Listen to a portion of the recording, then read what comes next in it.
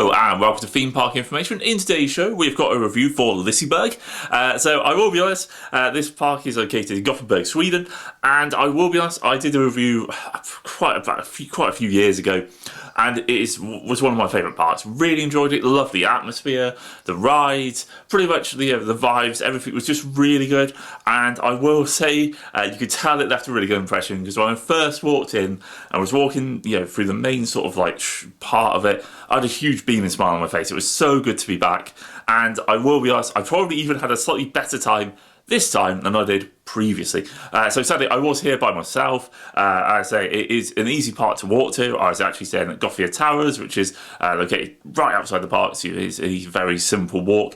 In fairness, this is served by the bus and tram as well, so it is a fairly simple park to get to, being in a city centre. So for those who don't know, Liseberg has a really good collection of roller coasters, Boulder and Helix. I will probably do a separate review for each of those. They also have a couple of other coasters as well, just giving it a bit more of a balanced lineup. They have Liseberg, which is like a sort of family coaster. That's really good fun, really utilises the terrain. And then they've recently just opened a new B&M dive coaster in Valkyria, which is a great addition to this park. I think it looks really picturesque and scenic in its area of the park, and I think it's also really improved the area of that part of the park as well. Liseberg also has some phenomenal and lots of flat rides. It's a thing that the park really does do really well at. So they've opened Luke as a massive pendulum ride.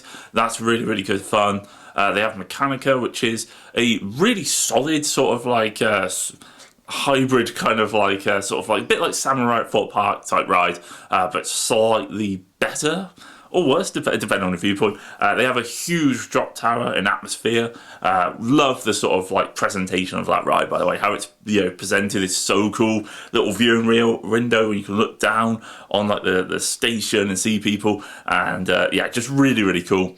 I'd say this is a park which I've always really appreciated, and I actually managed to explore it a lot more than previously have done. So managed to get through all the little back areas and stuff like that. Managed to go on the Ferris wheel, which I didn't do the first time. Did actually go on the log flume by myself. Love the log flume at Liseberg. It's so much fun. Generally a really cool experience. I'd say the park has great rides. Actually, food-wise, really good. I'd say they have really good ice cream. Ice cream's a bit of a staple at a theme park, in fairness. And I actually went for some, pasta and stuff like that. That was also really good. Yeah, top marks there. Lovely. I'd say, obviously, park staff are really good.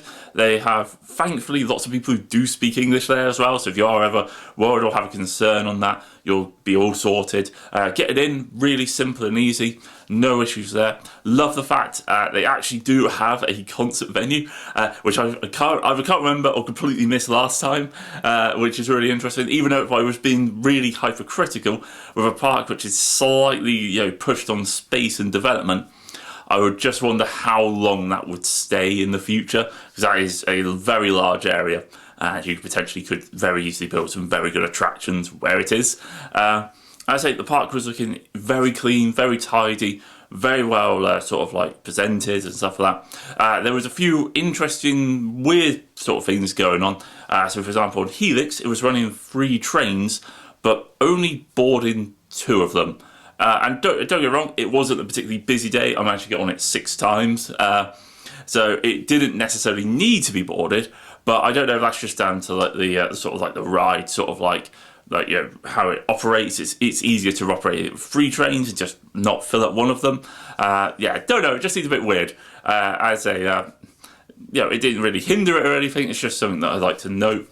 I also will say it's a chance that this was the case when I originally went to the park, but I'm so happy that their fast food options, from memory, have been upgraded.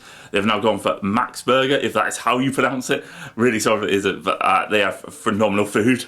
Really impressed, really appreciating that. I'd say, they have a great selection of water rides. I'd say the aforementioned Log Flume is fantastic. And they do also have a rapid ride. I wasn't quite brave enough to go on that by myself. I just think that looks a little bit sad. But I'd say generally a brilliant park, really good park to go to with your friends, by yourself, or as part of like a family and stuff like that. They have a really good kids section and stuff like that.